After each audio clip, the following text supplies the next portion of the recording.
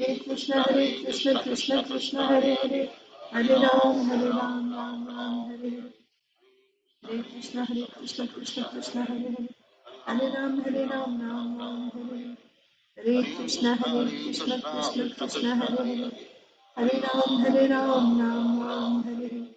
Hare Krishna Krishna Krishna Hare Hare, Hare Ram Hare Hare. Hare Krishna Krishna Krishna Hare Hare, Hare Ram Hare Hare. Hare Krishna Krishna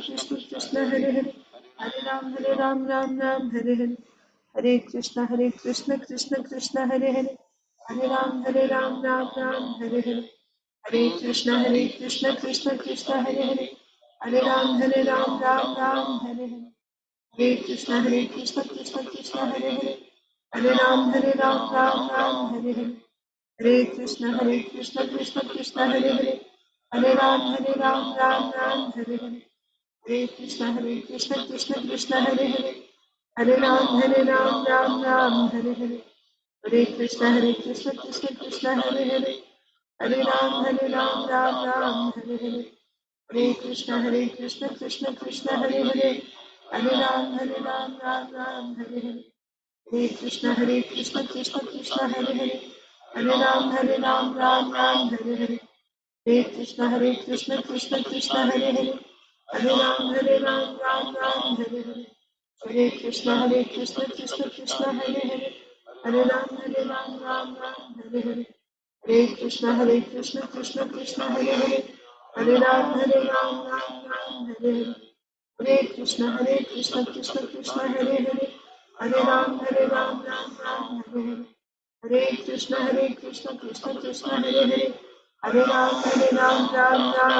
Hare.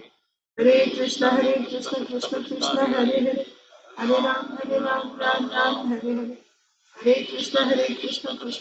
Hare Hare, Hare Ram Hare Hare. Hare Krishna Krishna Krishna Hare Hare, Hare Ram Hare Hare. Hare Krishna Krishna Krishna Hare Hare, Hare Ram Hare Hare. Hare Krishna Krishna Krishna Hare Hare, Hare Ram Hare Hare. Hare Krishna Krishna Krishna Hare Hare, Hare Ram Hare Hare. Hare Krishna Krishna Krishna Hare Hare, Hare Ram Hare Hare. Hare Krishna Krishna Krishna Hare Hare, Hare Ram Hare Hare. Hare Krishna Krishna Krishna Hare Hare, Hare Ram Hare Hare. Hare Krishna Krishna Krishna Hare Hare, Hare Ram Hare Hare. Hare Krishna Krishna Krishna Hare Hare, Hare Ram Hare Hare. Hare Krishna Krishna Krishna Hare Hare, Hare Ram Hare Hare. Hare Krishna Krishna Krishna Hare Hare, Hare Ram Hare Hare. Hare Krishna Krishna Krishna Hare Hare, Hare Ram Ram Hare Hare. Hare Krishna Krishna Krishna Hare Hare, Hare Ram Ram Hare Hare. Hare Krishna Krishna Krishna Hare Hare, Hare Ram Ram Hare Hare. Hare Krishna Krishna Krishna Hare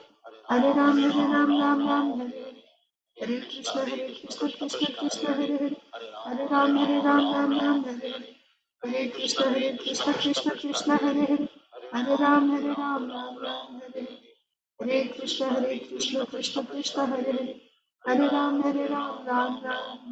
Hare Ram Ram Hare Hare. Hare Krishna Krishna Krishna Hare Hare, Hare Ram Ram Hare Hare. Hare Krishna Krishna Krishna Hare Hare, Hare Ram Ram Hare Hare.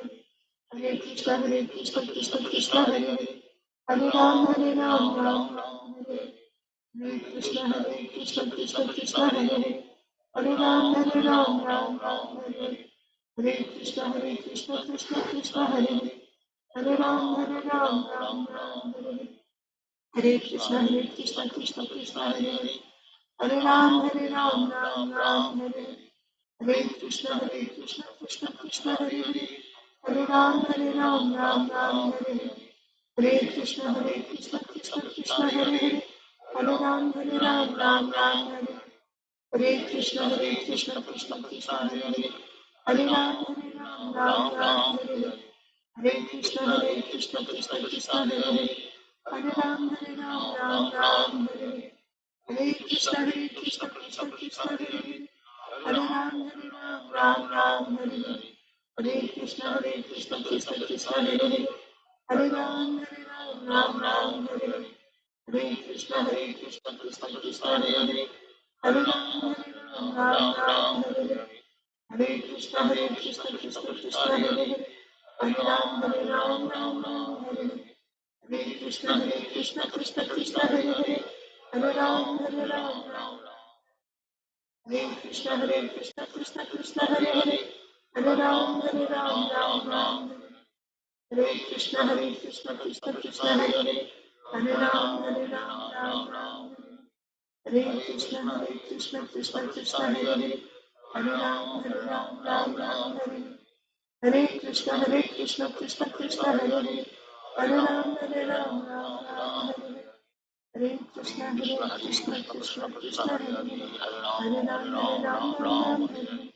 Hare Krishna,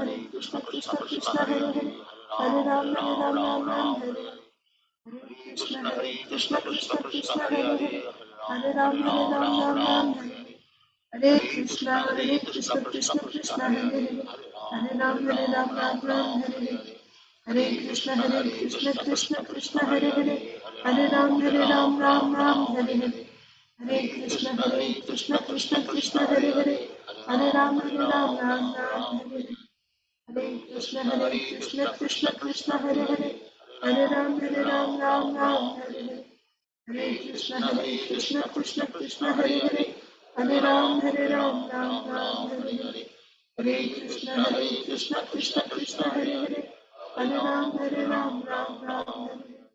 Hare Krishna, Krishna Krishna, Hare Hare, Hare Ram, Ram Ram. Hare Krishna, Krishna Hare Hare, Hare Ram, Ram Hare. Hare Krishna, Krishna Hare Hare, Hare Ram Hare. जय श्री कृष्ण चैतन्य प्रभु नित्यानंद, श्री अद्वैत गदाधर श्रीवासादि गौर भक्त वृंद। ओम नमो भगवते वासुदेवाय। ओम नमो भगवते वासुदेवाय। ओम नमो भगवते वासुदेवाय। नारायणं नमस्कृत्य नरं चैव नरोत्तमं देवीं सरस्वतीं व्यासं ततो जयं मुदीरयेत्। नष्टप्रायेषु भद्रेषु नित्यं भागवत सेवया भगवत्युत्तमश्लोके भक्तिर्भवति नैष्टिकी। नमो विष्णुपादाय कृष्णप्रेष्ठाय भूतले श्रीमते भक्तिवेदान्त स्वामिन्निति नामिने। नमस्ते सारस्वते देवे गौरवाणी प्रचारिणे निर्विशेषा शून्यवादी पाश्चात्यदेशतारिणे। जय श्री कृष्ण चैतन्य प्रभु नित्यानंद, श्री अद्वैत गदाधर श्रीवासादि गौर भक्तवृंदा। हरे कृष्णा, कृष्णा कृष्णा हरे हरे, हरे Ram, Ram Ram Hare Hare. Hare Krishna, dear devotees. Welcome to today's Srimad Bhagavatam for all sessions. Let's begin reciting Bhagavad Gita Sloka. So today is Monday. We'll be memorizing a new Sloka. Let me see what was the last one. We learned Bhagavad Gita chapter 12 text 2. I believe the next one is text 5, but let me just check just in case.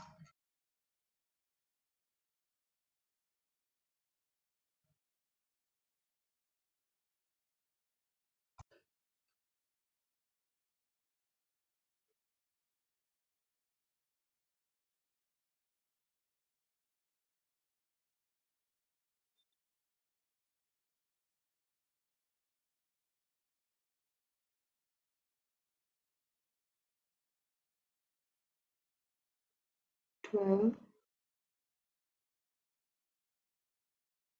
So we learned 12.2. After 12.2, it's 12.5. So we will be memorizing Bhagavad Gita, chapter 12, text 5.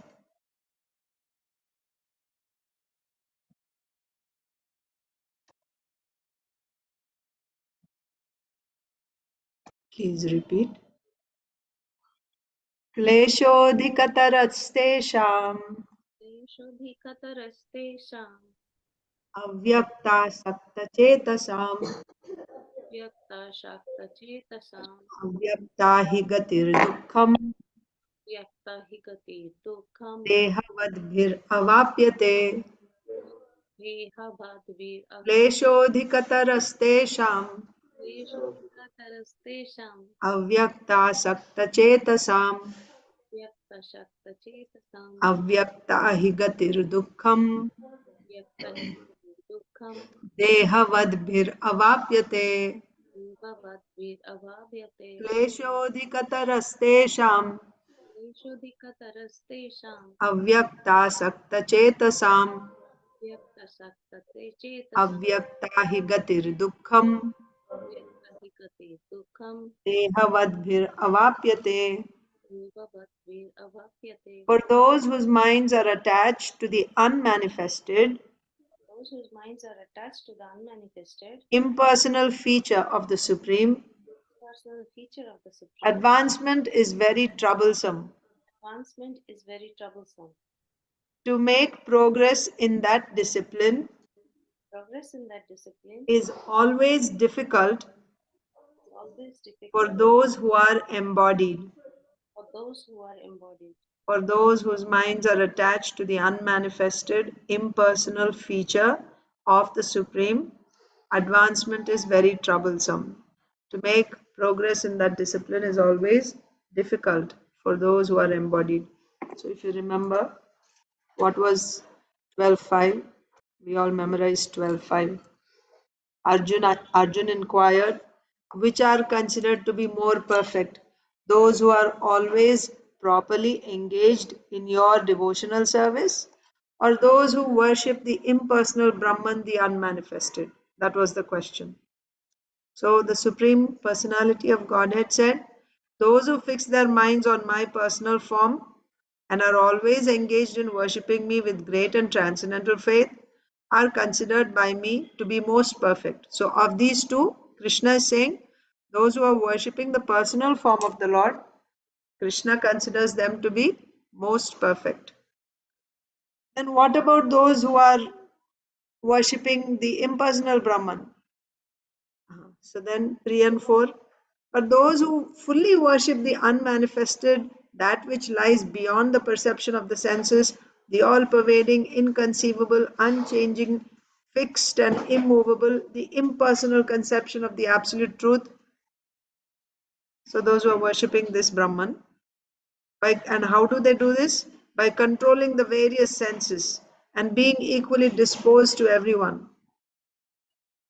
Such persons, engaged in the welfare of all, at last achieve me.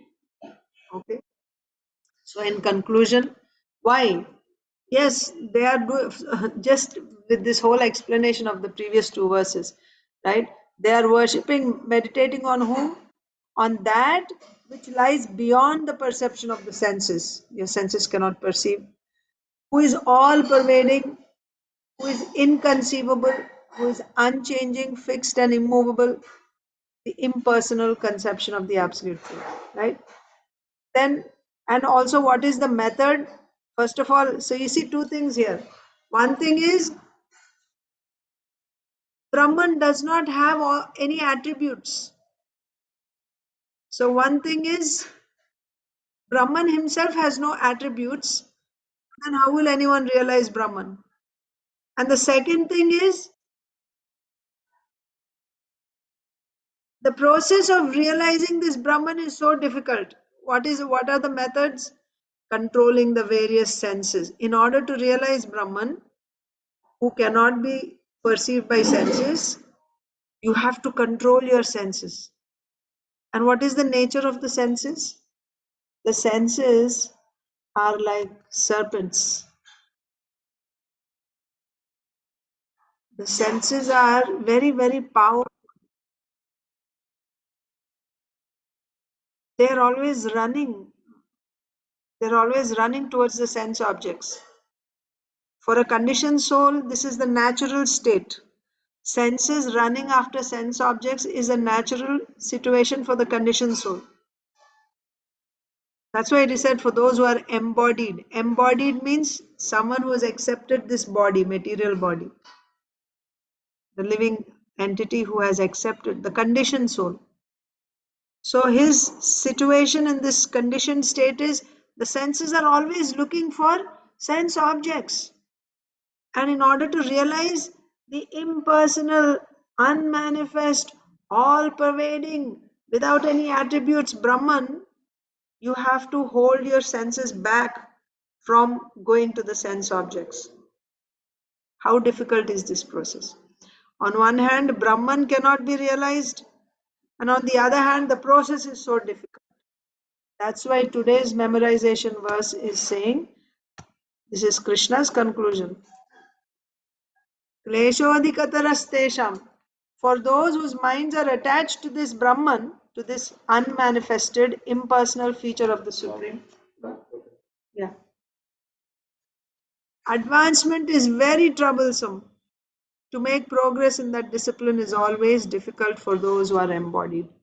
So, Krishna is giving his conclusion that this is also a method, a bona fide method, but it is very difficult for those who are embodied. I consider those who meditate on my personal form all the time, I consider them to be most perfect. Like that. So now you can please recite the verse. We will be reciting this verse throughout this week. Anyone who needs to go first, please raise your hand. Madhava, go ahead. Svam avyakta sakta tetasam avyakta hikatam dehavadbir avapyate. For those whose minds are attached to the unmanifested impersonal feature of the Supreme, advancement is very troublesome. To make progress in that discipline is always difficult for those who are embodied. Anyone else needs to go first? We'll go in order then. Achintadev Prabhu, Arunita, Aditi Lata Mataji. Hare Krishna Mataji, please accept my humble obeisances. All glories to Srila Prabhupada, all glories to the assembled devotees. Please accept my humble obeisances. Prabhuji, all glories to Srila Prabhupada. Please repeat. Kleshodhikatarastesham Klesodhika taraste sam avyaktasaktachetasam avyakta sakta chesatam avyaktahi gatir dukkham avyakta hir gatir dukham dehavadhir avapyate. dehavabhir avyayate. Translation: those whose minds are attached to the unmanifested, impersonal feature of the Supreme, advancement is very troublesome. To make progress in that discipline is always difficult for those who are embodied. Thank you, Mata. Aditi Lata Mataji and Arunita. Hare Krishna Mataji, please accept my humble obeisances. All glories to Srila Prabhupada. Please accept my humble obeisances, Mataji. All glories to Srila Prabhupada. क्लेशोऽधिकतरस्तेषाम् अव्यक्तशक्तचेतसाम् अव्यक्तहि गतिर्दुःखं देहावद्भिरवाप्यते. For those whose minds are attached to the unmanifested, impersonal feature of the Supreme, advancement is very troublesome. To make progress in that discipline is always difficult for those who are embodied. Thank you, Mataji. Hare Krishna. Arunita will be reading last, Mataji. Okay. Inba, Inia, Jai Shri Mataji, Jai Ganesh Prabhu. Hare Krishna Mataji. Hare Krishna. क्लेशोऽधिकतरस्तेषाम् अव्यक्तासक्तचेतसाम् अव्यक्ता हि गतिर्दुःखम् देहवद्भिरवाप्यते. Translation: For those whose minds are attached to the unmanifested, impersonal feature of the Supreme, advancement is very troublesome. To make progress in that discipline is always difficult for those who are embodied. Yeah. Hare Krishna, Yeah. Mataji. Hare Krishna. Hare Krishna, Mataji. क्लेशोऽधिकतरस्तेषाम् अव्यक्तासक्तचेतसाम् अव्यक्ता हि गतिर्दुःखम् देहवद्भिरवाप्यते. For those whose minds are attached to the unmanifested, impersonal feature of the Supreme, advancement is very troublesome. To make progress in that discipline is always difficult for those who are embodied. Very Prabhuji Hare are Krishna there. Mataji, Dandavat Pranam. Hare Krishna Mataji, Dandavat Pranam. All glories to Srila Prabhupada. Dandavat Pranam Mataji. All glories to Srila Prabhupada.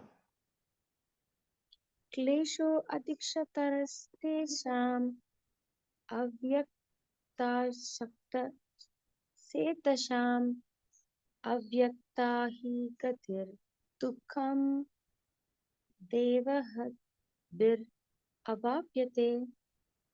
For those whose minds are attached to the unmanifested impersonal feature of the Supreme, advancement is very troublesome. To make progress in that discipline is always difficult for those who are embodied. Thank you, Mataji. Thank you. Mataji, he is not here. Okay. Isha, Krishnashish, and Rasapriya. क्लेशोऽधिकतरस्तेषाम् अव्यक्तासक्तचेतसाम् अव्यक्ता हि गतिर्दुःखम् देहवद्भिरवाप्यते. For those whose minds are attached to the unmanifested, impersonal feature of the Supreme, advancement is very troublesome. To make progress in that discipline is always difficult for those who are embodied. Krishnashish. क्लेशोऽधिकतरस्तेषाम् अव्यक्तासक्तचेतसाम् अव्यक्ता हि गतिर्दुःखम् देहावद्भिरवाप्यते. For those whose minds are attached to the unmanifested, impersonal feature of the Supreme, the advancement is very troublesome. To make progress in that discipline is always difficult for those who are embodied.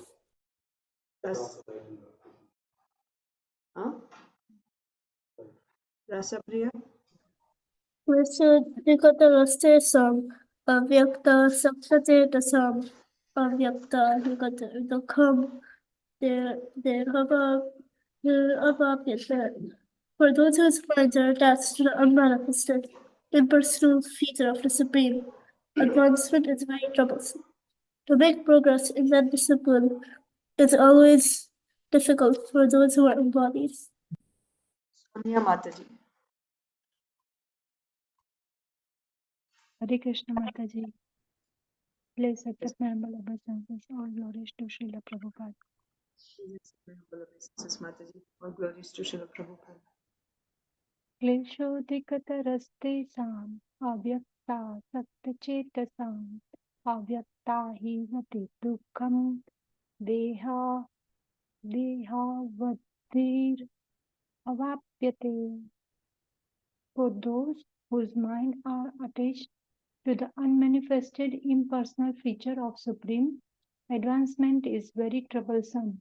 To make progress in that discipline is always difficult for those who are embodied. Hare Krishna. Usha Mataji. Medha.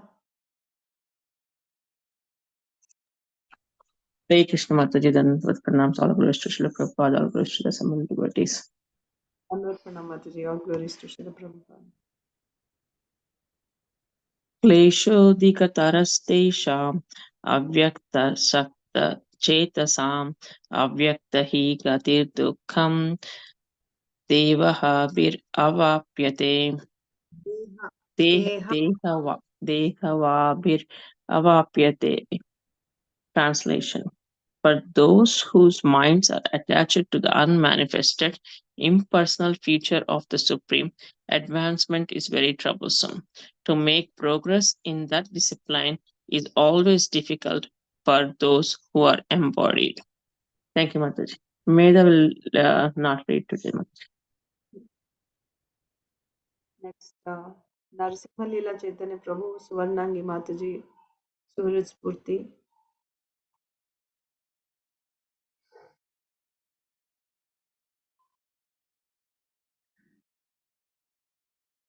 Hare Krishna Mataji, Dhandas Pranam Sarvais Srila Prabhupada. Dandavat Pranam Mataji, glories to Srila Prabhupada. क्लेशोऽधिकतरस्तेषाम् अव्यक्ताशक्तचेतसाम् अव्यक्ता हि गतिर्दुःखम् देहावादिरवाप्यते.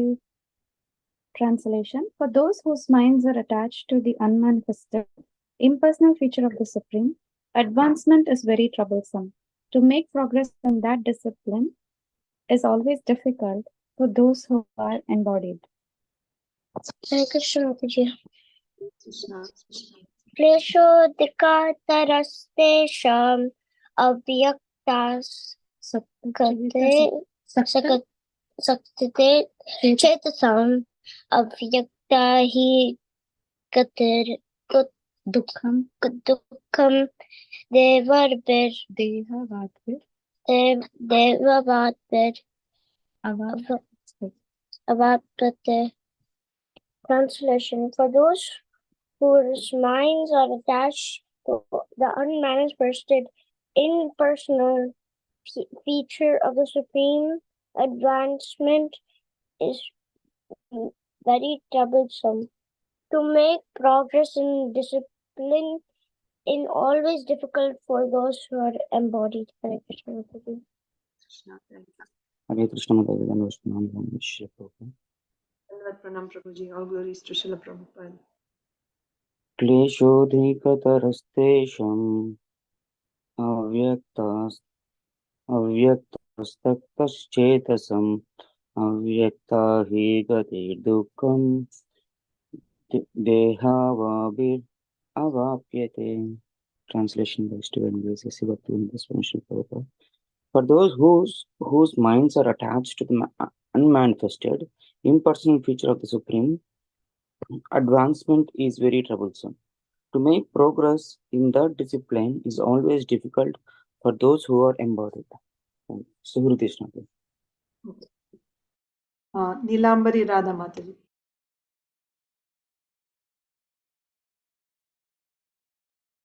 Hare Krishna Mataji, Dandavat Pranam, Jai Shri Prabhupada. Jai Shri Prabhupada. क्लेशाधिकतरश्लेषम् अव्यक्ताशक्तात् चेतसम् अव्यक्ता हि गतिर्दुःखम् देहावाद्भिर्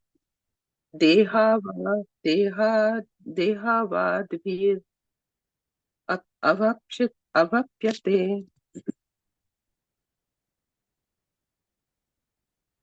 Translation: For those whose minds are attached to the unmanifested impersonal feature of the Supreme, advancement is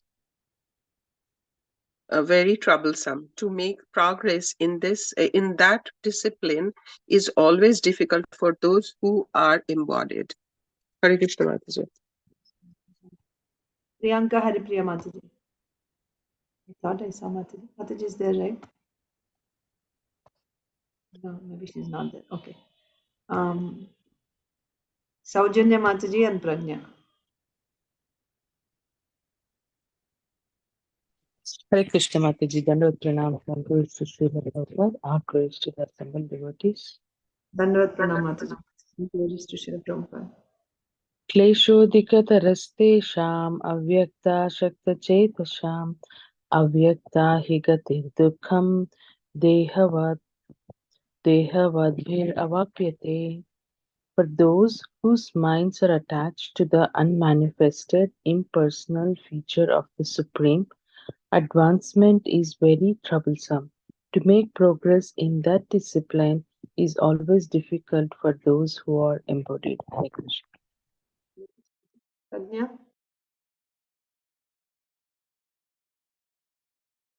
Krishna Mataji. Krishna. क्लेशोऽधिकतरस्तेषाम् अव्यक्तासक्तचेतसाम् अव्यक्ता हि गतिर्दुःखम् Dehavadbir avapyate. For those whose minds are attached to the unmanifested, the impersonal feature of the Supreme, advancement is very troublesome. To make progress in that discipline is always difficult for those who are embodied. Vidyavali Mataji. Hare Krishna Mataji, please accept my humble obeisances. All glories to Srila Prabhupada, all glories to Srila devotees. Lesodikatarat stesham avyakta sakta chetasam avyakta hi gati dukkham dehavadbhir avapyate. For translation by Srila Prabhupada. For those whose minds are attached to the unmanifested impersonal feature of the Supreme, advancement is very troublesome. To make progress in that discipline is always difficult for those who are embodied. Hare Krishna. Arunita, you're ready?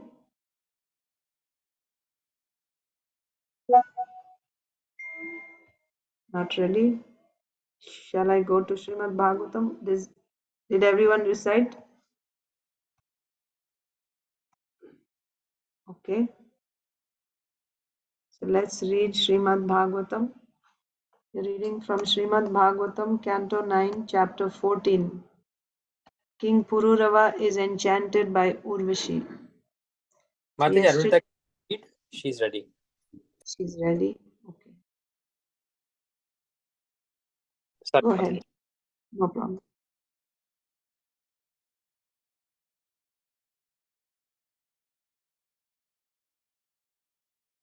Hare Krishna Mataji. Hare Krishna. Leshohtikkaras tesham avyaksakya chetasam avyaktahi garbar dukham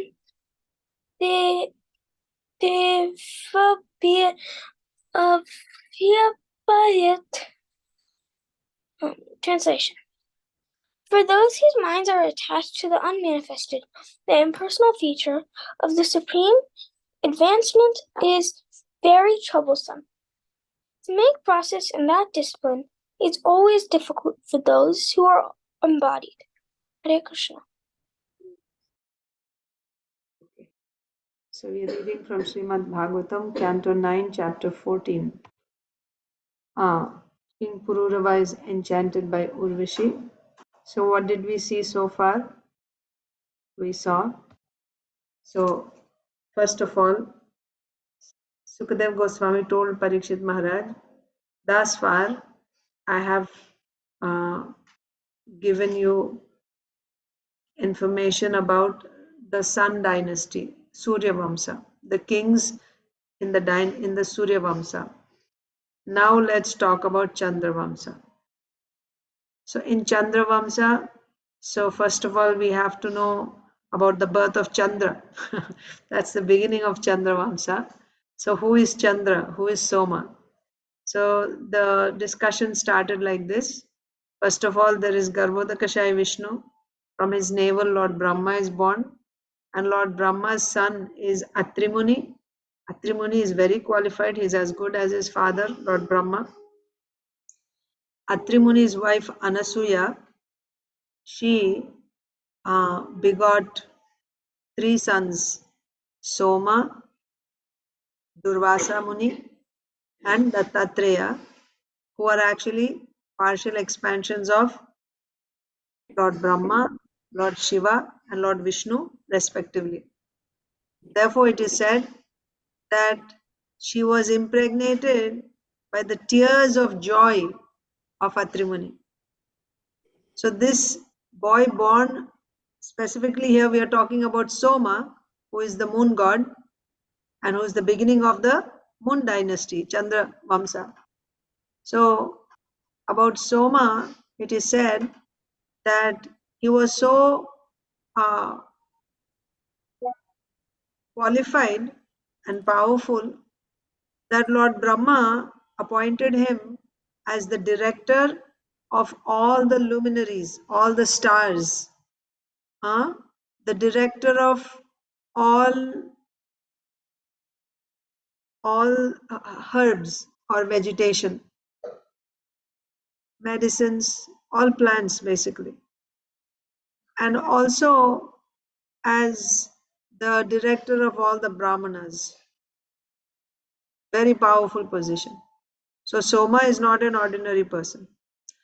Also, Soma performed Rajasuya Yagya. And about this, Srila Prabhupada says, because of this, he became, so first of all, so when he performed Rajasuya Yagya amongst the demigods, then he becomes the most powerful demigod. So by this, he became puffed up, proud, and he, by force, took away the wife of his guru, Brihaspati. Brihaspati again and again requested Soma to return his wife. But Soma, once again, Srila Prabhupada, in the translation it is said, or in the purport, because Soma was proud of his position of performing so many yagyas, he did not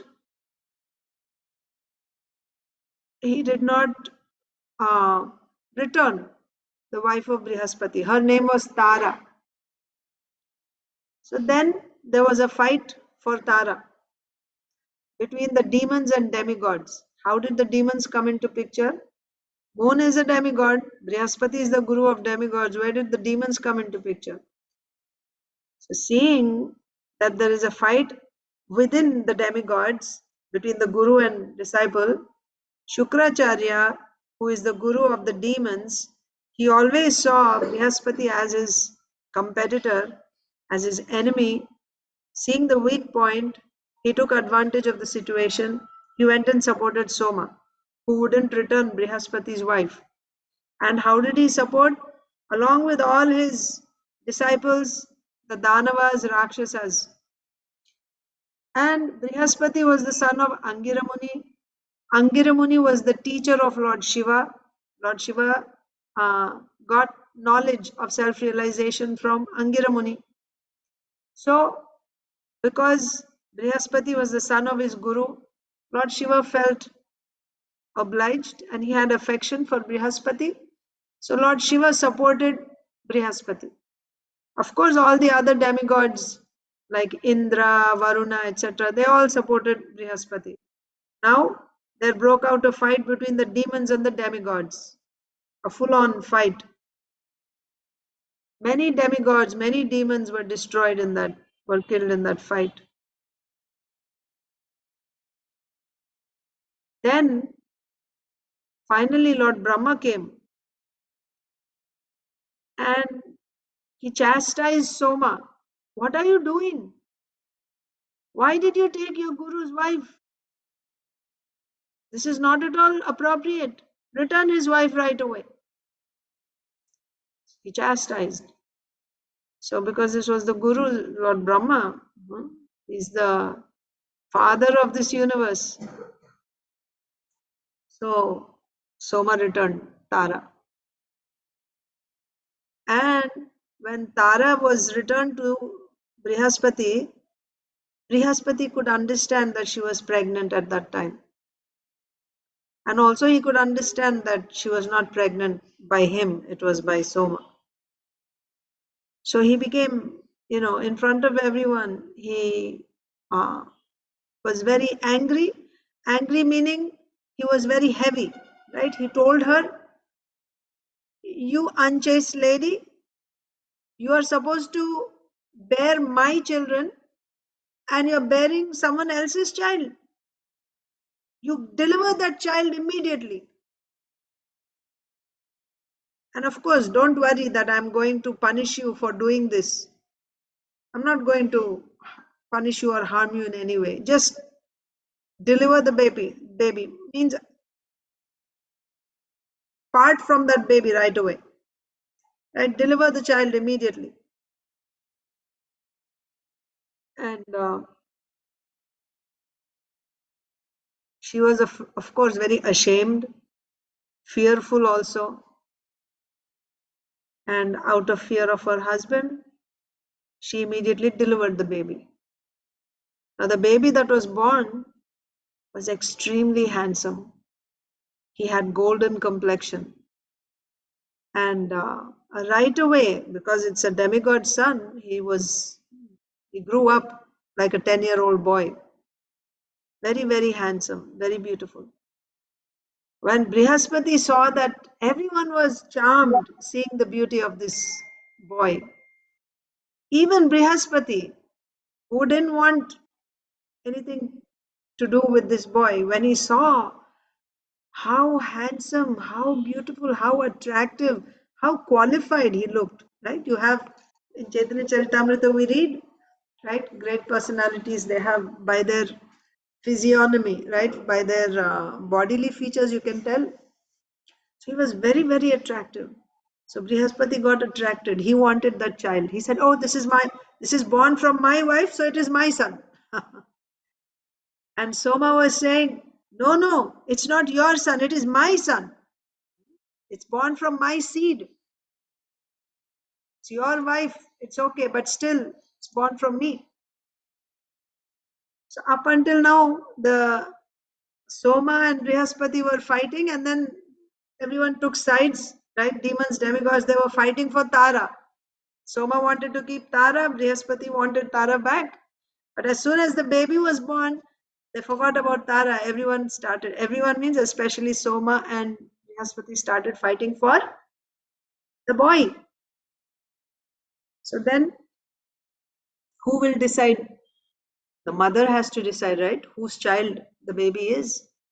So all the saints, all the demigods approached Tara and they said, "You tell us, whose child is this?"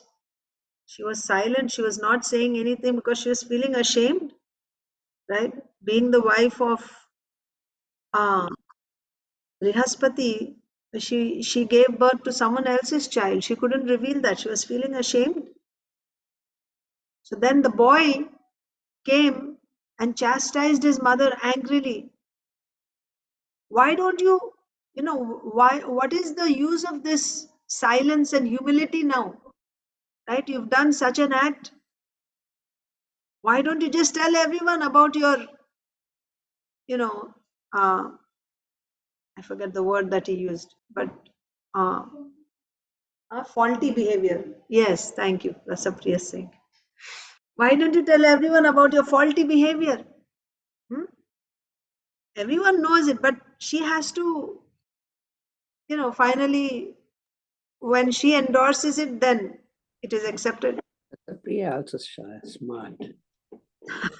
I'm ashamed of. I am ashamed. No, not like that. I'm sorry. So then, yeah. So even then, she didn't say anything. After, even when her son chastised, she couldn't speak because she was ashamed.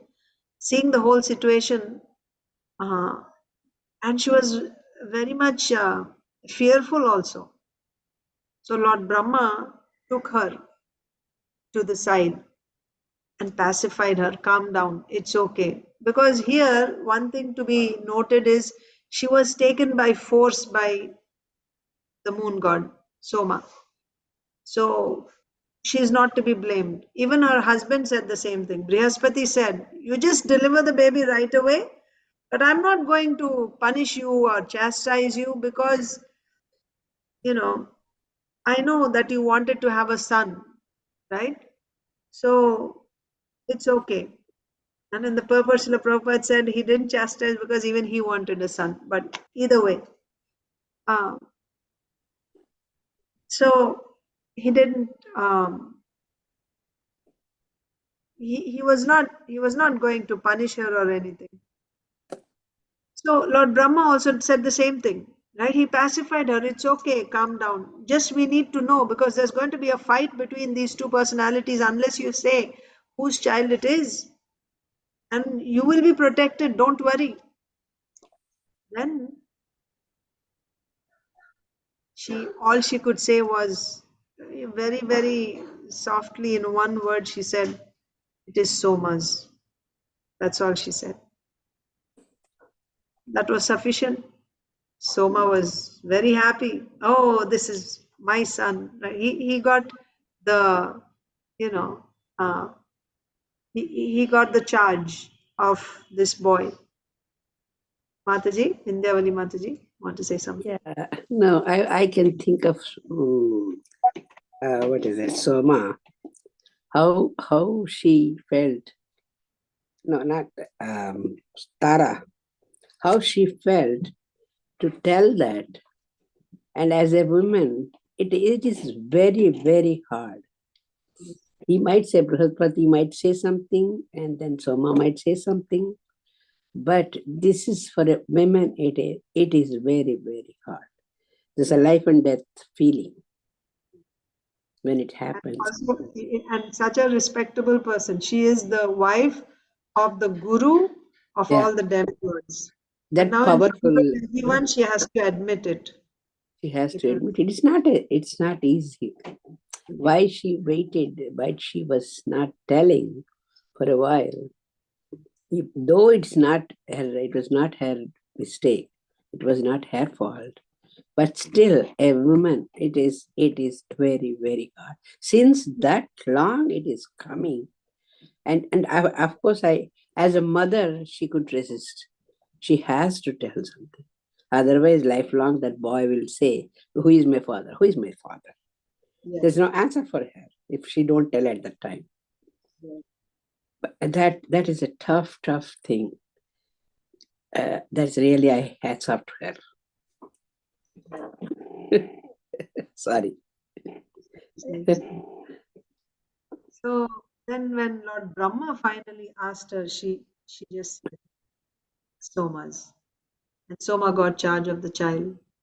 And the boy was named Buddha by Lord Brahma. Buddha means one who is very intelligent, and he was very beautiful and very intelligent also. He was called Buddha. So now, what is the discussion? We are reading about the Moon dynasty. So Soma is the beginning, and then after Soma, his son Buddha. How was Buddha born? We saw until now, whatever we discussed. This Buddha married Ila. Who is Ila? Ila was the son, actually the son of Vaivasvata Manu, called Sudyumna. And Sudyumna, when he entered Lord Shiva's forest, he turned into a woman. Oh. And when he became a woman, he was called Ila. And there was no way he could go back to what would he do as a woman going back to his kingdom? What will he do? So that's when he met, Sudyumna, in the form of a woman, Ila, met Buddha. And then they had a son called Pururava or Aila, Ila's son Aila, also known as Pururava. So that dynasty, coming from moon god to Buddha and then to Pururava, and we will read other kings who came in that line. This is the Chandravamsa. So now we are reading about Pururava. Pururava was such a qualified king, he had so many wonderful qualities. His personal beauty, his intelligence, his behavior, his power, his opulence, his influence. He was so famous that people were talking about him in the heavenly planets. So once when Narad Muni was glorifying Pururava's qualities in Lord Indra's assembly, Urvashi happened to hear, and she became very much attracted to Pururava. So she came down, and meanwhile she was also cursed by Mitra and Varuna. As a result of this curse, she acquired human characteristics. She was still an Apsara, but she got some human qualities, characters, human behavior. So she came down because she was attracted to Pururava, and she approached Pururava. Urvashi was also not an ordinary person, extremely beautiful, extremely beautiful. And I think we will read it in future in the next few verses. But her body was very, very fragrant. Not just her body, even her breath was very fragrant. First of all, she's a demigoddess like Apsara. So, Apsaras, all the demigods, their bodies are not nasty. Like, our bodies are all, if you just cut open, you will see in Bhagavatam we read, it is nothing but a bag filled with all types of obnoxious things: blood, urine, stool, bile, mucus, and all these things. If somebody served all these things outside, you wouldn't want to look at it. But because they're nicely packaged inside with this skin and everything, we just decorate these bodies and we fall in love with these bodies. This is That's true. called religion. But anyway, the demigods, they don't have that. They have, their bodies are subtle. Ours are gross bodies. Their bodies are subtle. Uh, and, they don't eat, their foods are also very fine. So anyway, so their sweat, their perspiration doesn't smell bad. It's very fragrant, like perfume, and so like that. So in general, people in the heavenly planets are very, very beautiful. Now, what to speak of Urvashi, right? She was the favorite of Lord Indra in his assembly. So when Pururava saw Urvashi, Urvashi approached him, and when Pururava saw Urvashi, he was completely enchanted by her beauty. And he just, when she came, of course, she approached him, but he just welcomed her wholeheartedly. And he said, please come and let's enjoy together. You can stay with me for as long as you like, and we can enjoy together like that. I think that's where we stopped yesterday. Let me see what happened after. So the title of this chapter is Pururava Enchanted by Urvashi. So text Aditi Lata Mataji, yeah, it's your turn. I remember. 19. Okay, so 19 was King Pururava said, "O most beautiful woman, you are welcome. Please sit here and tell me what I can do for you. You may enjoy with me as long as you desire. Let us pass our life happily in a sexual relationship." Text 20. ऊर्वश्युवाच कस्यास्त्वयि न सज्जेत मनोदृष्टिश्च सुन्दरा यद् अङ्गान्तरम् आसाद्य च्यवतेहा रिरंसया. Yes, Mataji, you can read the translation and purport. Yes, Mataji. Mataji, one quick thing which I wanted to share. If you remember, I don't know whether you saw this advertisement long time back. I saw somewhere Yellow Pages advertisement. It's so funny. The wife gave birth in the hospital. Her husband comes to see the child. They are white family and they gave birth to a black boy. So the advertisement was, now divorce lawyers. Divorce lawyers you get in Yellow Pages. It reminded me of this. Yeah, yeah. What happened? Happened here. So divorce lawyers, the Yellow Oh, Pages advertisement, because the baby was Lawyer is advertising that you can come to me, I will solve the case for you. Your wife is having a black baby, so get a divorce. oh God. What kind of advertisements? Yes, Mataji, please go ahead. Urvasi replied, O most handsome man, who is the woman whose mind and sight would not be attracted by you? If a woman takes shelter of your chest, she cannot refuse to enjoy with you in a sexual relationship. Purport: when a beautiful man and a beautiful woman unite together and embrace one another, how within these three worlds can they check their sexual relationship? Therefore, Srimad Bhagavatam 7.9.45 says, Yan Maitunadi Grihamedhi Sukham Hi Tucham. Thank you, Mataji. Hare Krishna. Just pay attention to this verse, because the same Urvashi who is now saying, "O most handsome man, who is the woman whose mind and sight would not be attracted by you?" So she came down by hearing about his glories, and finally when she saw, it was exactly as she had heard. So why just me? Any woman who would see you,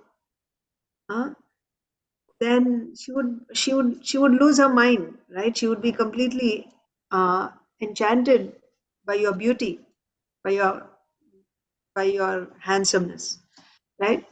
Who is the woman whose mind and sight would not be attracted by you? If a woman takes shelter of your chest, she cannot refuse to enjoy with you in a sexual relationship. So, yad angantaram asadya chavate ha riramsaya. Okay. So he was a well-built, strong Kshatriya king, very powerful. So any woman who takes shelter of your chest, meaning she'll embrace you, how can she refuse to enjoy with you? So Srila Prabhupada is giving us, how would a devotee look at this, right? So in Srimad Bhagavatam, uh, Prahlad Maharaj is explaining, Yan Maithunadi Grihamedi Sukham Hi Tucham. Grihamedi's happiness is very lowly. This is the type of Tucham. Tucham means very cheap, very low. What is the Sukham of a Grihamedi? Sexual relationship. Yeah. Maithuna, this relationship between male and female, this sexual relationship, that is the happiness of a Grihamedi. And this type of happiness is very, very cheap, very, very lowly. But that's what they fall for. So Prabhupada is saying, when a beautiful man and a beautiful woman embrace each other within the three worlds, not just this earthly planet, even in the heavenly planets, how can they check the further progress of a sexual relationship? It will just, you cannot stop. This is the knot that is binding all conditioned souls in this material world. Elsewhere in the fifth canto also, Jad Bharat explains this, right? The Hridaya Granthina, that tight knot in the heart, what is it? What is binding us to this material world? There are no ropes or chains tying us down here. It is that attachment in the heart. Attachment to who? Attachment to the opposite sex. And then that extended attachment of that is attachment to your family members, right? Your children and your home and everything else. But the root, the beginning is that attraction between male and female. That is the hard knot in the heart, which is binding the living entity to this material world. So where does it begin? So when a handsome and a beautiful, when male and female, when they embrace each other, then not stop the further, advancement of this relationship. Yeah, this is why most probably Prabhupada must have said that Urvasi and Purva, anywhere in the world, that's what he must have mentioned. Yeah, any three planets. Any planets. Not just this earth, yes. Yeah. And even any species, like birds, animals, everyone included. Yeah. Just material existence means it's based on this attraction between male and female. Yeah. So next, text 21. Inba, you read yesterday, so today will be Inba's turn. Okay. Etav urana kaurajan nyasau rakshasva manada संरम्स्ये भवता साकं श्लाघ्यः स्त्रीणां वरः स्मृतः. Yeah, Inba. My dear King Pururava. Masi? Pururava. Pururava, please give protection to these two lambs who have fallen down with me. Although I belong to the heavenly planets and you belong to Earth, I shall certainly enjoy sexual union with you. I have no objection to accepting you as my husband, for you are superior in every respect. Inya, you read the purport? Yes, Mataji. As stated in the Brahma Samhita 5.40, Yasya Prabha Prabhavato Jagadanda Kotishvesha Vasudhari Vibhuti Bhinnam. There are various planets and various atmospheres within this universe. The atmosphere of the heavenly planet from which Urvashi descended after being cursed by Mitra and Varuna was different from the atmosphere of this earth. Indeed, the inhabitants of the heavenly planets are certainly far superior to the inhabitants of earth. Nonetheless, Urvashi agreed to remain the consort of Pururava, although she belonged to a superior community. A woman who finds a man with superior qualities may accept such a man as her husband. Similarly, if a man finds a woman who is from an inferior family but who has good qualities, he can accept such a brilliant wife. As advised by Sri Chanakya Pandit, Sri Ratnam Dushkuladapi. The combination of male and female is worthwhile if the qualities of both are on an equal level. Yes. So again, just like Krishna says, Chaturvanyam Maya Srishtam Gunakarma Vibhagasha. Right? So one's Varna is determined by his qualities, not by his birth. Whether one is a Brahmana, Kshatriya, Vaishya, Shudra is determined by his nature, by his qualities. Similarly, of course, when the whole system is in place, when the Varnashram system is in place, when there is a Vedic society which is conducted according to scriptural injunctions, then you would expect anyone born in a Brahmana family would be a Brahmana because he receives that type of training, that type of samskaras. So you would expect there may be one or two exceptions, but in general, you will see a Kshatriya's son will become a Kshatriya, Vaishya's son will become a Vaishya, Shudra's son will become a Shudra, Brahmana's son will become a Brahmana. Because the whole system was in place, there was training, and by that training, there were proper samskaras also. But still, you would go by qualities. The only thing is, you would find those qualities in those families back then. But still, you have to go by qualities only, not simply by birth, without considering the qualities. So here also similar point is being said. Urvashi is from the demigod Loka, right? Swarga Loka. She's coming from higher planets. Pururava Maharaj is from the earth, which is of a lower level. That means their bodies are also different. Material body from the earth is different from the body of the heavenly planets. But still, Pururava's qualities were so exalted that she found a husband in him, right? She was happy to be his wife. She was happy to be his wife because their qualities matched. And similarly, Pururava also accepted Urvashi as his wife. So the important thing is that's why you do horoscope, isn't it? Before wedding, this is the science to see how many qualities are matching. Yeah. Otherwise, if the qualities are not matching, then such a marriage will not be a happy marriage, right? There'll be, yeah, yeah.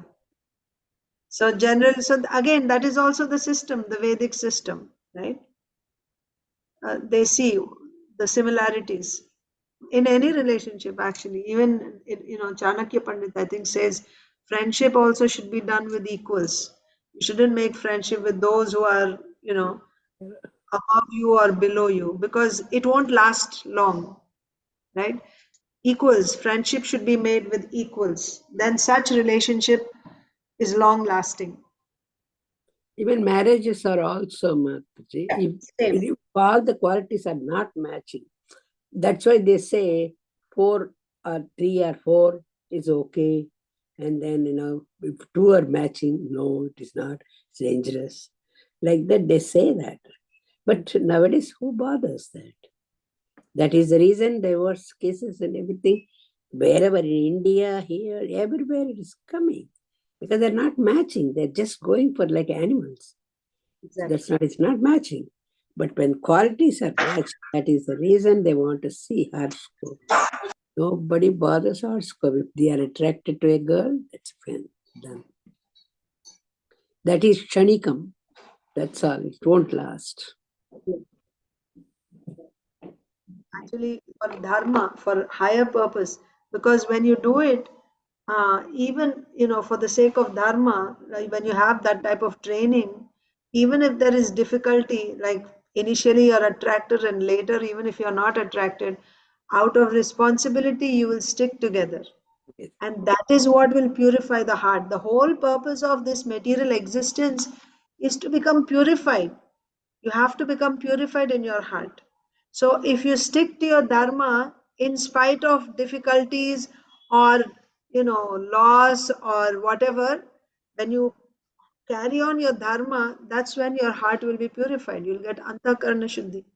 And when you get this purification of heart, then you're actually moving, you're advancing in your spiritual life. You're moving further towards self-realization. So that's the whole purpose of this human form of life. But where is the training today?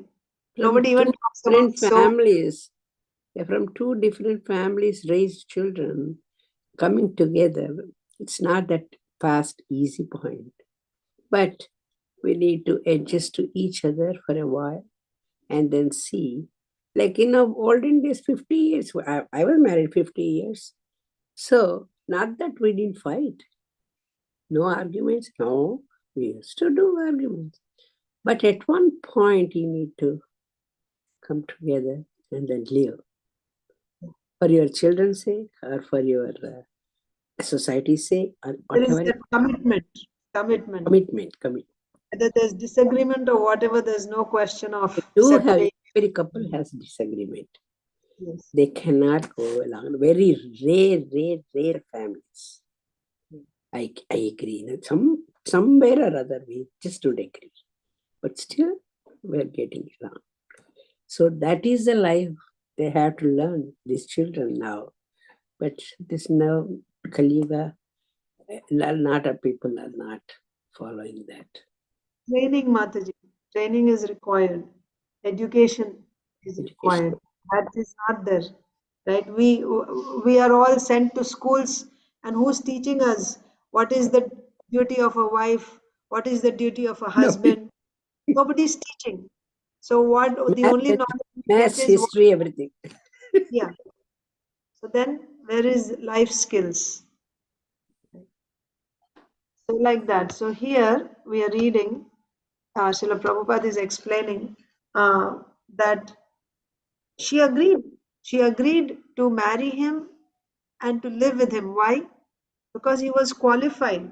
Even though she belonged to a superior community, she found a person who had superior qualities. Even though he was from an inferior community, he had superior qualities. And she was happy to accept him as her husband. And this is approved. That's the whole point. The point is, it is approved. If the qualities are matching, then it is approved, even if they are not from the same family or from the same community. This is from Srimad Bhagavatam, right? And Chanakya Pandit also says that if you find a wife from a lower caste, but if she has good qualities, take her. And there are other examples also, like if you find gold in dirt, don't think, oh, this is in a dirty place. No, just pick it up because it is gold. Or you get knowledge from a low class person. No, you should take that knowledge. Accept him as your teacher because he has that knowledge. Never mind, even he is from a low class. Meaning low birth. Even if he is from a low birth, If he has that knowledge, you should accept him as your teacher and get that knowledge. Similarly, if you find a girl who's very qualified, even though she's from a lower caste, accept her. Accept her. So it is by quality always. Of course, if you get someone in the same caste, in the same community with those qualities, very good. That would be your first preference. If you can find someone in the same community, but the first preference should be that the quality should match. And if you cannot find anyone within your community who has these good qualities, but you find someone in some other community who has the good qualities, what should you do? Should you say, no, I will only get them married in my community, even if there is no good qualities, at least the person is from my community? Is that the idea? No. If you have good qualities, accept the person with good qualities. Like that. That's the opinion of Acharyas. Okay, I think we can stop here. Jayashree Mataji didn't read, so Mataji can read tomorrow. And then Isha, Krishna, Shish, like that. And let's read Bhagavad Gita. We were reading the first shloka of Bhagavad Gita. Dhritarashtra Uvacha Dharmakshetre Kurukshetre Samaveta Yuyutsavaha Mamakah Pandavaschaiva Kimakurvata Sanjaya. I was reading the purport. Let me continue. Yeah. So yesterday we read that. So because this is the very first verse of Bhagavad Gita, this is also an introduction, right? So in Bhagavad Gita, we see that you'll find everything that's there in other scriptures, but also something more than what is there in other scriptures. So therefore, in Gita Mahatmya, it is said, let there be one scripture for everyone in the whole world. That is Bhagavad Gita. I'll continue reading the purport. The topics discussed by Dhritarashtra and Sanjaya, as described in the Mahabharata, form the basic principle for this great philosophy. Which philosophy? This philosophy of Bhagavad Gita. So another interesting thing is, always you will see, whenever a scripture is presented to us, the knowledge is transmitted to us in the form of a dialogue between two personalities, if you notice. For example, this Mahabharata was being spoken by Vaishampayana Muni to Janmejaya. Janmejaya is the son of Parikshit Maharaj. So after Parikshit Maharaj's disappearance, Vaishampayana Muni was speaking Mahabharata. And in Mahabharata, there are different parvas. When they came to Bhishma Parva, in which the battle of Kurukshetra begins, Janmejaya had a question. Why did Arjun get this lamentation? What is the reason? Right? So, in answer to that question, how did Arjun get shoka and moha? How did he get this illusion and how did he get this lamentation?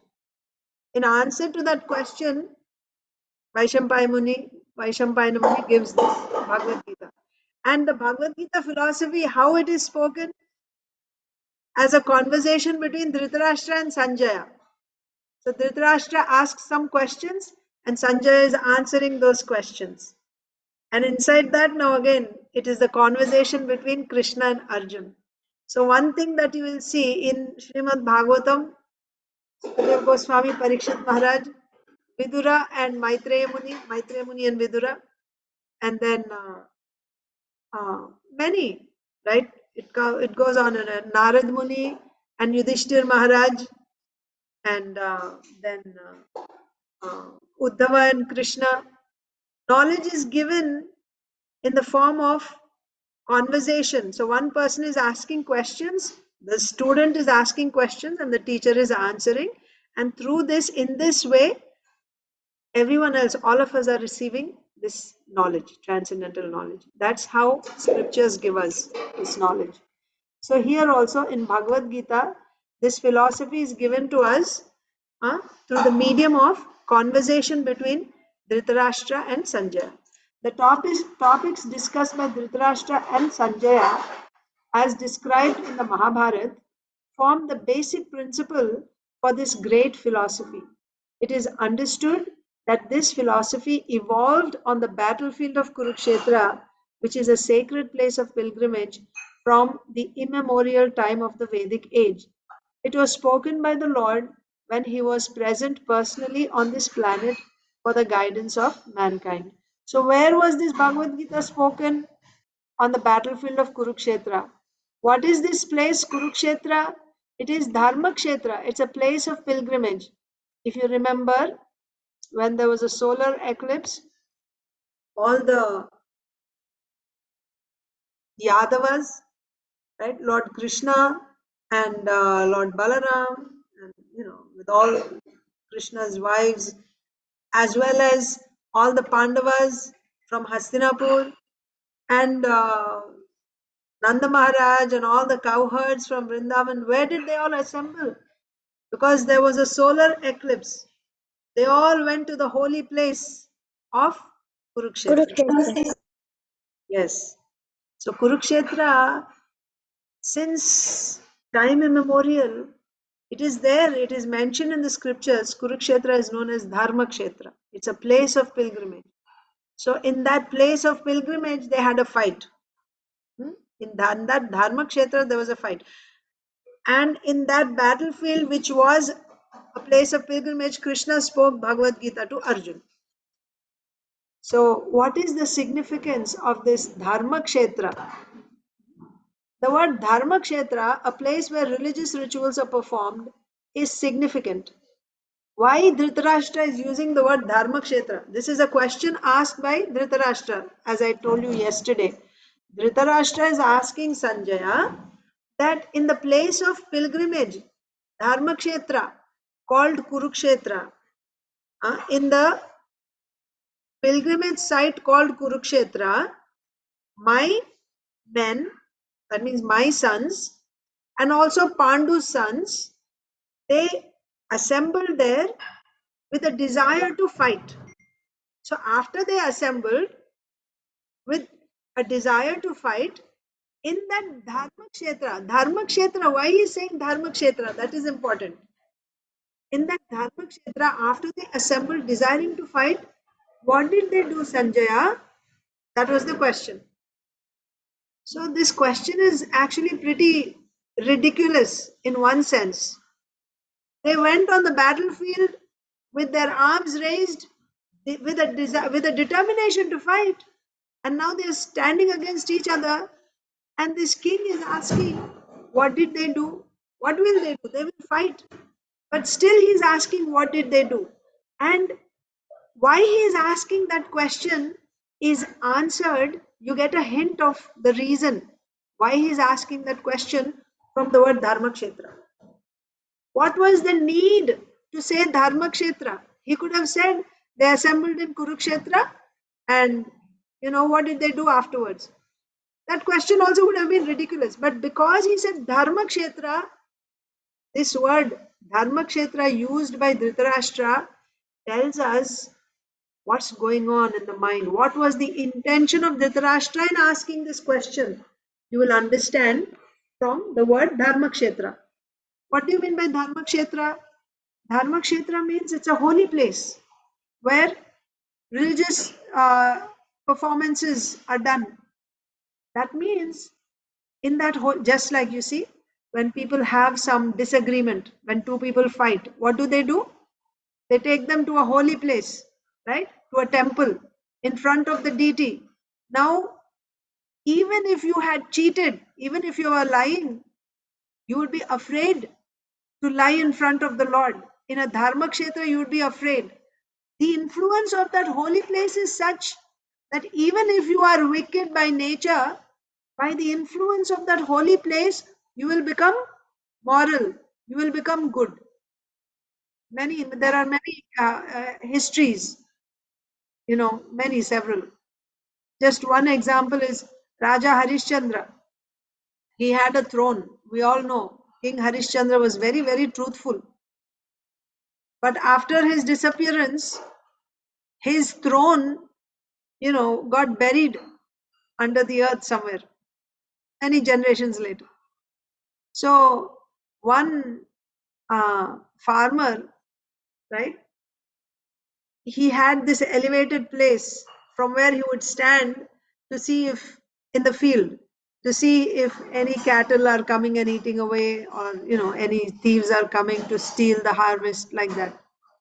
So while standing on top of that spot was actually on top of that throne of Harishchandra, King Harishchandra. So while standing there, he would be so generous, so liberal. If anyone is taking things also, he would say, please come, come. He would invite everyone, come, come, come, eat, take whatever you want, like that. And as soon as he would come down from that spot, he would be like a different person. Was stealing from my field, and he would run after them with a stick.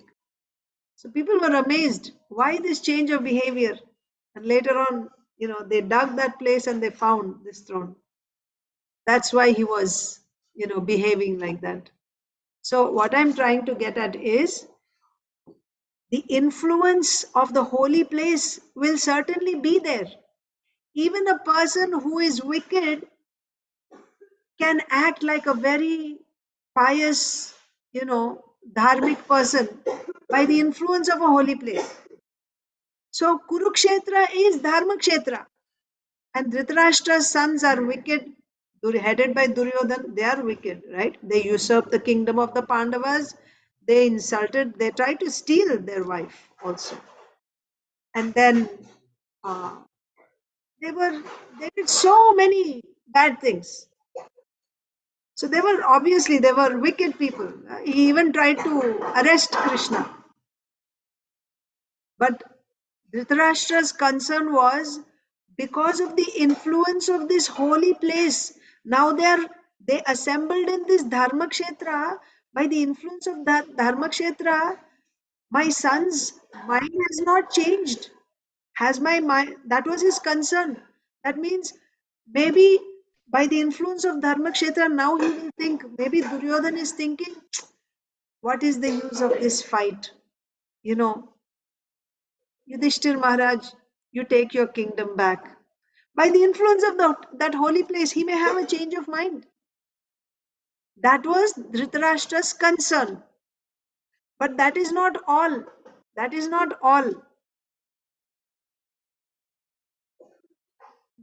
So when he said Dharma Kshetra, he is presenting to, or he is trying to impress upon Sanjaya that, let me tell you in Hindi, कहीं इस धर्म क्षेत्र के प्रभाव से मेरे पुत्रों के मन पर के मन में परिवर्तन तो नहीं आ गया? By the power, by the influence of this Dharma Kshetra, has there been a change in the decision of my sons, in the consciousness of my sons? That was obvious that this is what he's asking. This Sanjay can understand, and that's what Dhritarashtra was trying to impress upon Sanjay. Okay, let's say there is a change of heart in Duryodhan and they have decided not to fight. Let's come to an agreement, whatever agreement, both parties. Yudhishthir Maharaj and Pandavas are already pious. Whether on Dharma Kshetra or anywhere, they're always dharmic. There's no problem. But now, Duryodhan, he is in Dharma Kshetra, he may have a change of heart, and as a result of that, they may come, because Yudhishthir Maharaj said, I don't want to fight, just give me 5 villages, right? So now Duryodhan may say, okay, you take 5 villages, let's not fight. So many people are going to get killed. Or you take the whole kingdom, or you take half kingdom, whatever. He may make that decision. If this has happened, it's very good. This is what Dhritarashtra is trying to impress on Sanjaya. I'm just wanting to know, has this happened? And if this has happened, oh, that's very good. I don't want this fight. Why unnecessarily they should, cousins should fight? After all, it's one family, right? I don't want them to fight. So I just want to find out. That's why I'm asking you, what happened after they assembled in the battlefield? Did they fight? Or did they not fight? So much meaning is there in this Dharmakshetre, Kurukshetre, when he said. But this is what he's trying to show Sanjaya. What is he actually thinking in his heart is something else. Is something else. So this is called diplomacy, right? You show something to the other person, but what you're thinking in your heart is just the opposite. What is Dhritarashtra thinking in his heart? This fight should not be stopped. Because if the Pandavas survive now, they will remain as thorns in our lives for the rest of our life. My son Duryodhan will not be able to live peacefully. He will not be able to rule peacefully because always in his heart this concern will be there. My enemies, the Pandavas, are still alive, right? He won't be able to enjoy life. They will always be concerned, always be thinking about, oh, where they are. Maybe they may come and attack us or something. He won't be able to live in peace. These Pandavas will remain like a thorn in our lives, right? Pricking us all the time. Better this war should happen now. And actually, we are at an advantageous situation now. How? We have Bhishma Dev on our side. And Bhishma Dev has Ichhamrityu. He cannot be killed unless he himself desires to die. So we have Bhishma Dev on our side. And what are these Pandavas in front of Bhishma Dev? This is a very good time for battle. All the Pandavas will get killed because Bhishma is on our side. This battle should happen. It should not be stopped. So when he said Dharmakshetre Kurukshetre, and his concern was, I hope the battle has not, has not stopped, right? But externally he is trying to show that it will be good if the battle is stopped. I don't want fight. But the fact is, in reality, in his heart, he is thinking that no, this battle should not be stopped. So that is why he is curious to know what happened. Did it stop? Did they decide not to fight? And if they have decided not to fight, this is not good. That's what he's thinking inside. But externally, oh, did it stop? Did they not fight? Oh, then it is very good. You see the crookedness, diplomacy. So much meaning is there in that word Dharmakshetra. When he said Dharmakshetre Kurukshetre, this word Dharmakshetra reveals so much. So this is just the explanation. But also there's another meaning which we will discuss tomorrow because it's overtime. About what Saraswati Devi is saying. That Srila Prabhupada also explains in the purport. So I'll just read this paragraph, what I explain now. The word Dharmakshetra, a place where religious rituals are performed, is significant because on the battlefield of Kurukshetra, the Supreme Personality of Godhead was present on the side of Arjun. So not only was it a Dharmakshetra, the father of Dharma is personally standing there at that time, guiding Arjun. So doubly it is favorable for the Pandavas. So Dhritarashtra, the father of the Kurus, was highly doubtful about the possibility of his son's ultimate victory.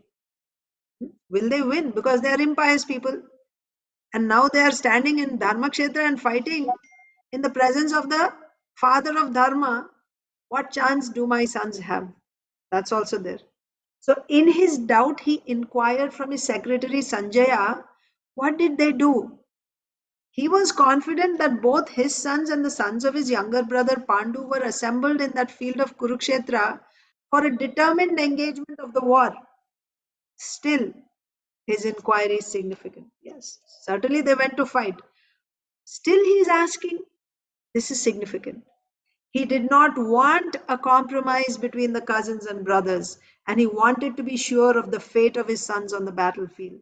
Because the battle was arranged to be fought at Kurukshetra, which is mentioned elsewhere in the Vedas as a place of worship, even for the denizens of heaven, Dhritarashtra became very fearful about the influence of the holy place on the outcome of the battle. So, just as I explained to you earlier, also, the same Bhagavad Gita, the same verses of Bhagavad Gita are explained in different ways by different acharyas.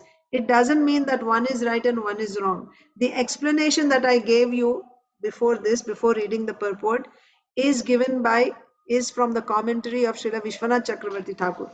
Srila Prabhupada uses primarily Baladev Vidyabhushan's commentary, and also Srila Prabhupada uses Vishwanath Chakravarti Thakur's commentary in Bhagavad Gita.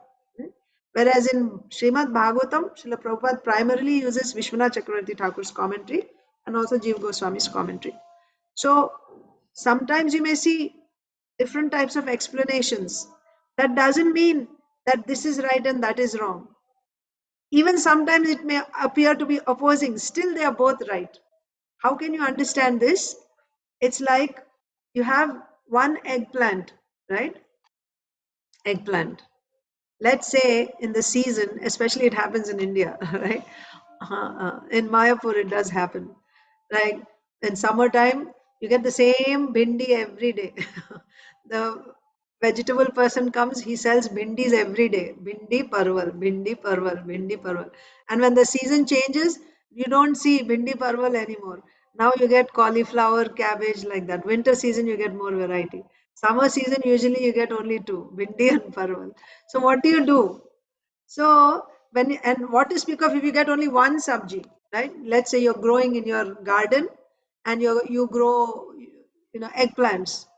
Every day you get a few eggplants every day. So you just pick eggplants and you cook eggplant every day. Let's say, as long as the harvesting is going on, every day you get eggplants. So you make the same eggplant in different ways, isn't it? Different recipes. Sometimes you make, eggplant with tomato. Sometimes you make stuffed eggplant, like that. So many different varieties you can make. Same eggplant, and each one has a different taste. But the purpose is it nourishes your body. Different tastes are all still nourishing your body. Yeah, 1 second. So Bhagavad Gita is one. But the same Bhagavad Gita, different commentaries are given by different acharyas. The whole purpose is to nourish your bhakti, right? To reveal, basically to nourish your bhakti. They bring out, just like different recipes bring out different flavors, different tastes, and they're relished. Similarly, each acharya is like an expert cook, right? An expert cook knows how to cook one item in different ways, and each one is unique with different tastes. Like that, the acharyas. So this the glory is of Bhagavad Gita itself. Because it is transcendental, it is spoken by Krishna, it has scope of being, it has so many facets to it.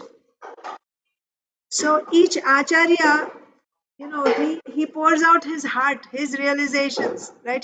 He and he throws light on one aspect of Bhagavad Gita, bringing out that glory of that side of Bhagavad Gita, like that.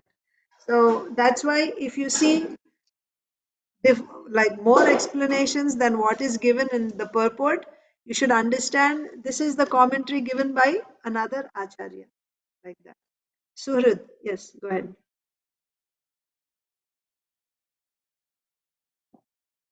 Hare Krishna Mataji, when you were telling about the in Mayapur about you get one sabji every day, I remember from Milwaukee to Mayapur, there was this pastime with Guru Maharaj, where Guru Maharaj, when they first came to Mayapur, they didn't have enough funds, so they had to farm. They had to make their own food. So Guru Maharaj started making radish and the radish was very successful, and there was only a radish Shakti for the whole time. So the devotees went and asked Prabhupada to stop, tell Guru Maharaj to stop making radish. Very nice. Thank you, Suraj. Yeah. Actually, those who grow their vegetables, they will know this. They will have this experience because you cannot waste, And usually that's how they do it. And that's the reason why, even here, when I told you, same sabji is coming, because that person actually grows, right? And he comes home and goes door to door or, different streets, and he sells. And he doesn't have big variety like you go to shops and you have so many. No, because he picks each day from the garden, whatever he has, he'll come and he'll sell. So usually he just has, like whatever he grows, he'll have at different times of the year, he'll have that sabji, but every day the same sabji will come. So when you grow your food, that's how it is. And if you have so many different, and you should have a way to spend them also, isn't it? Of course, now they're growing different varieties in ISKCON property.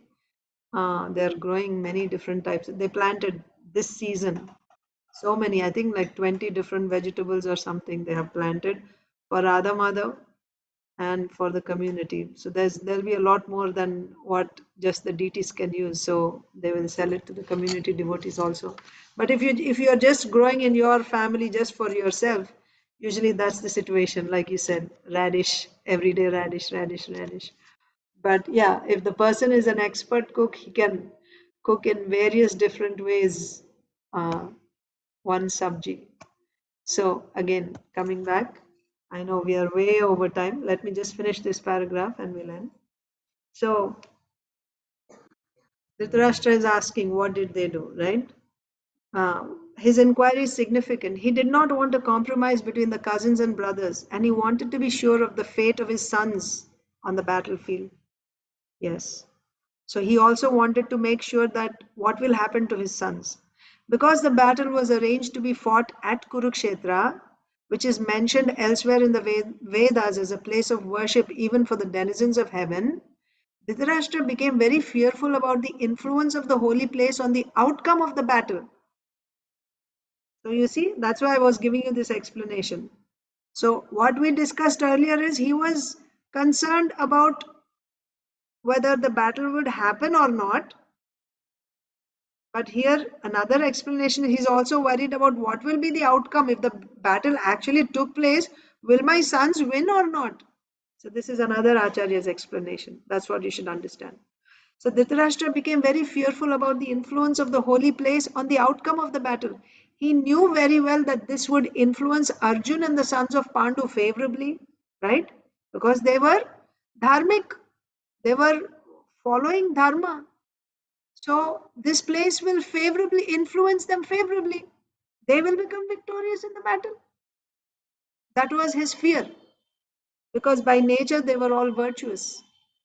Sanjaya was a student of Vyasa, and therefore by the mercy of Vyasa, Sanjaya was able to envision the battlefield of Kurukshetra even while he was in the room of Dhritarashtra. And so Dhritarashtra asked him about the situation on the battlefield. So the last paragraph we'll read tomorrow, because that's a different explanation. But why Dhritarashtra is asking Sanjaya? Because Sanjaya got this Divya Drishti. He could see what's going on. He could see past, present, future, and he could also see what's going on the battlefield of Kurukshetra when he was sitting in the room of Dhritarashtra in Hastinapur. How he was able to see this? By the blessing of Vyasdev, the guru of Sanjaya. Okay? So, yeah, we won't read Leelamrita today. It's already late. Thank you all so much. Hare Krishna. I'll see you tomorrow.